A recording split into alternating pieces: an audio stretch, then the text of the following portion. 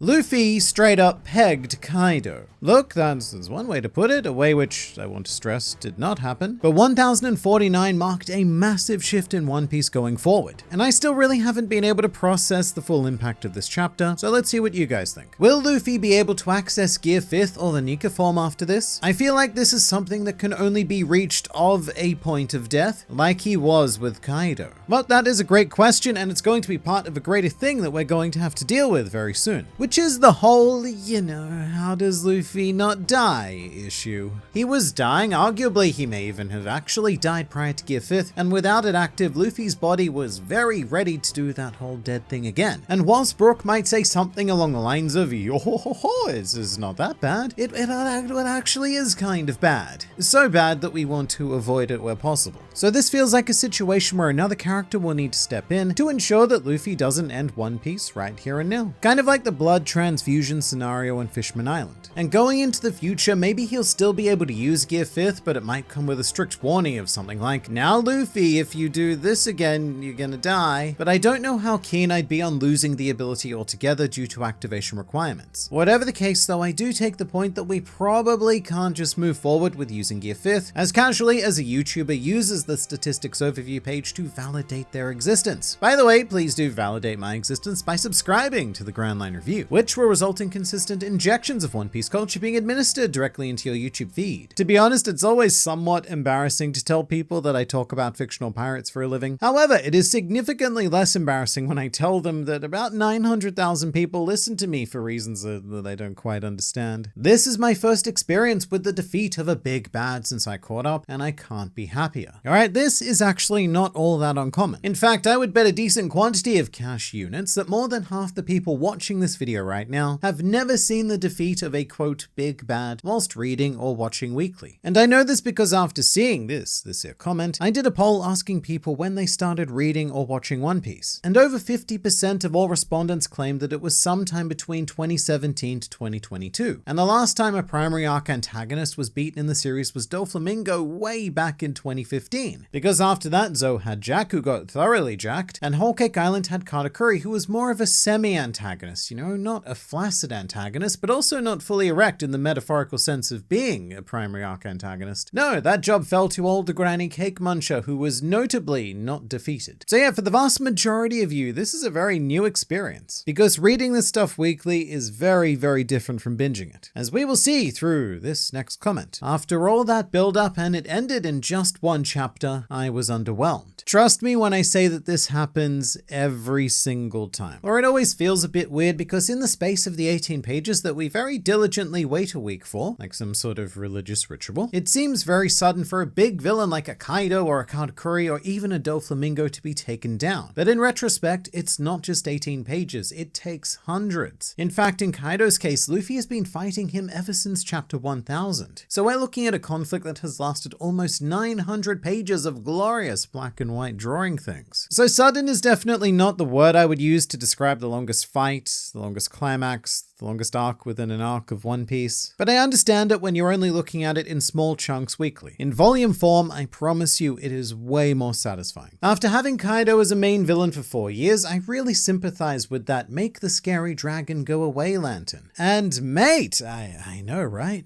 4 whole years of our lives with him as the main villain. I'm so conditioned at this point that it's kind of hard to picture One Piece without Kaido as the main antagonist. However, I definitely feel like I'm ready to move on and experience, well, something different. It's kind of like a breakup, really. You're at a restaurant with Kaido and you do the old, look, Mr. Oniman, I think we need to talk. It's been a great 4 years, but I think we should start seeing other characters. At which point, Kaido breaks down sobbing in a drunken stupor, and you have to comfort him by saying, no, Kaido, no, it's not you, it's me. Which is a lie, because it is in fact definitely Kaido. He knows it, you knows it, and now because he's caused a scene, the entire restaurant knows it. And meanwhile, Blackbeard's outside waiting in his brand new sports car, promising you all sorts of new villainous thrills. In conclusion, as much as I did want a little bit more from his backstory, I do feel pretty done with Kaido. I feel like the way Oda has set up the defeats of Queen, which is denoted with a queen and a dinosaur, King, which is denoted with a king and a bird, and Big Mom, who is is a Heartfire lollipop, could be very similar to what is happening here. The chapter before all of their official defeat ended with them being knocked out by a big hit before opening back up in the next chapter, announcing their defeat through typical Oda Victor box a few panels in. That is definitely a trend for Wano, although I could see it going in a slightly different way as well. Instead of, say, Luffy versus Kaido, winner Luffy, something more like the raid on Onigashima, winner the Ninja Pirate Mink Samurai Alliance, or something like that. Either way, what we're looking for is that full stop. Something to say, yep,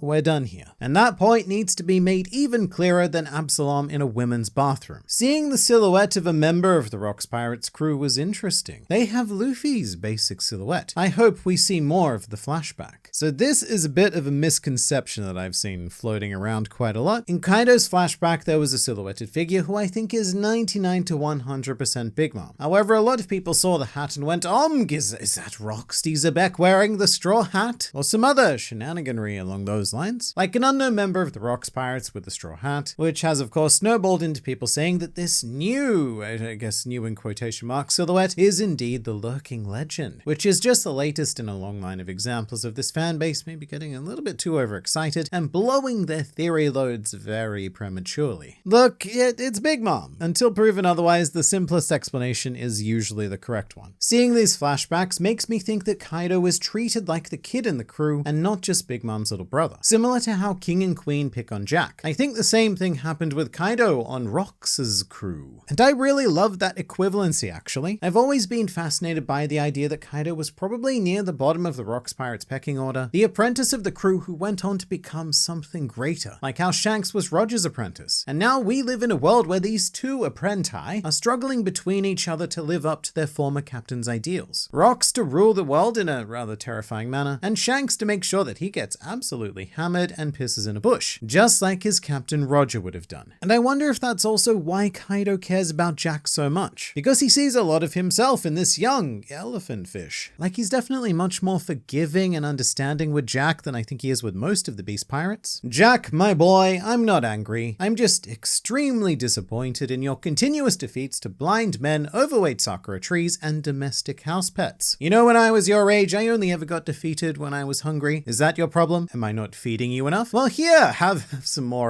elephant sustenance. I have just realized that I have no idea what elephants eat. Yeah, have some peanuts. Lots of peanuts. That's the thing, right? So according to Google, that's a myth. Elephants do not eat peanuts. We really need to find out who that old lady is, because they have influenced two very important people in Wano. Right, so we do know who that old lady is, sort of. Her name is Kurozumi Higurashi, and during the totally uncalled for slaughter of her clan that the Kozuki and every other family should still answer for, she fled Wano and made some very, very powerful friends. Weirdly enough, Higurashi is, in hindsight, probably the most single important character in this entire Wano saga, because she orchestrated everything. Without her, neither Kaido nor Orochi would have acted, and Wano would have remained under Kozuki control. She almost deserves an entire flashback on her own, charting her journey in the outside world and how she came across the various rocks, because Kaido isn't the only member she met. She also encountered and confirmed physically touched Golden Lion Shiki, because she could then mimic his appearance with the Mane Mane no Mi. And as for the circumstances under which said touching occurred, I can only assume that Higurashi used her Gilfy wiles to seduce Shiki in an evening of various not safe for work activities. But it makes me wonder if she was a member of the Rocks Pirates. Because sure, Higurashi is not powerful at all, but having a shapeshifter is always such a useful ability, and in general, I just want to know more about her. But outside of SBS segments and data books and maybe miscellaneous interviews, it feels unlikely to happen. We finally got a smidge of information in God Valley. I mean, it was mentioned, and I guess that's technically information, but it was nothing we didn't already know. With stuff like this, Kaido's flashback was like having a steak, just without the steak. We cut out the juiciest, meatiest parts, and we were just left with the fat around it. It's like we're alluding to the fact that steak is indeed on the menu, but then Michelin star story chef Eiichiro Oda comes out of the kitchen just to say, yeah, it's there, but I'm not cooking it for you, lol. And then you leave his restaurant, still quite story hungry, and then on the way home you end up settling for something like Story McDonald's to fill the void. Which, what would that be? You're gonna say Black Clover. In Oda's defense, it wasn't the big punch that ended Kaido. It was the magic of Ryo, which in this comment is spelled as Rio, and that's wrong, but it sure was magical and I loved it so much. I think it's incredibly appropriate that Kaido's downfall wasn't caused by Luffy alone, but by him inheriting the abilities of the Wano samurai. Because sure, Ryo is just a fancy word for Haki, but it's like Luffy fully immersed himself into the culture of Wano, learning their specific take on Haki, and that ended up being his key weapon against Kaido. And again, it's that classic thing that Oda emphasizes about the people helping themselves. It's not just Luffy doing the heavy lifting. In fact, it's more like everyone around Luffy doing 95% of the heavy lifting. More often than not, he just comes in at the end, punch fights the bad guy, and then, well, it's time for dinner. Kaido's ending was satisfying, but Momo's heroic moment was so underwhelming. I don't know, I expected more from that plotline. And I actually agree with this. I thought that Momo would get a bit more focus considering we've spent, almost 20, maybe more chapters following the plotline of him not being able to poop out various flames. So in my mind brain, it would have been like a 2-page spread of Onigashima being held up by his flames in this sort of real hero moment. But I also do get why it had to happen this way, at least in the manga. It kind of sucks, but for the sake of flow and under the constraints of these 18-page installments, and also keeping the greater flow of the story in mind, we can't have multiple climaxes. I mean, I guess Oda could have done it, but it would have needed to be something like chapter 1049 ends with Momonosuke holding up Onigashima, and chapter 1050 ends where 149 did. But you can't really do that because this climax was set up for everything to happen all at once. Just as water saves everyone from the fire, Momo moves the island at the last second, also just as Luffy punches Kaido. Everything needs to happen at once, or it's going to feel slower than watching a hiking bear being perpetually hit by a Noronoro beam. This is the Q part of the Joe Hakyu formula for the arts. The Q needs to be swift and sudden, which is what 1049 achieved, even if certain sacrifices had to be made to get there. When Luffy said at the end, "I want a world where my friends can eat as much as they want," it might be the dream which he told about to Sabo and Ace. So I mentioned this in my chapter review, but the more I think about it, the more I love it. I've also made a video in the past covering Luffy's true dream, and the conclusion was very similar. The idea that Luffy just wants to be able to eat for free wherever it is that he goes, except now that idea extends to his friends. I don't want to get too ahead of ourselves here, but I think there is a really solid chance that this here is the true dream, which may be why the anime has gone to great lengths to highlight it again in episode 1015, very purposely bringing up the fact that Luffy and Roger have that same hidden dream, because the anime is very sneaky. They 100% have advanced knowledge of manga events, and they have used that knowledge during Wano to build some pretty great foreshadowing experiences. Now that Luffy has promised to end world hunger, what is the next level of baddies? I guess those who promise some sort of global starvation? In that respect, I guess Blackbeard is a great villain because he's so selfish and he wants all of the food units for himself. A hippo man who threatens to suck up all of the food in his dank stomach void. But then again, starvation was a big staple theme of Wano, with both of its antagonists actually, so Oda might want to explore a different idea in the final saga. Pedro is one of the shadowy figures who is helping the Vinsmokes escape the book.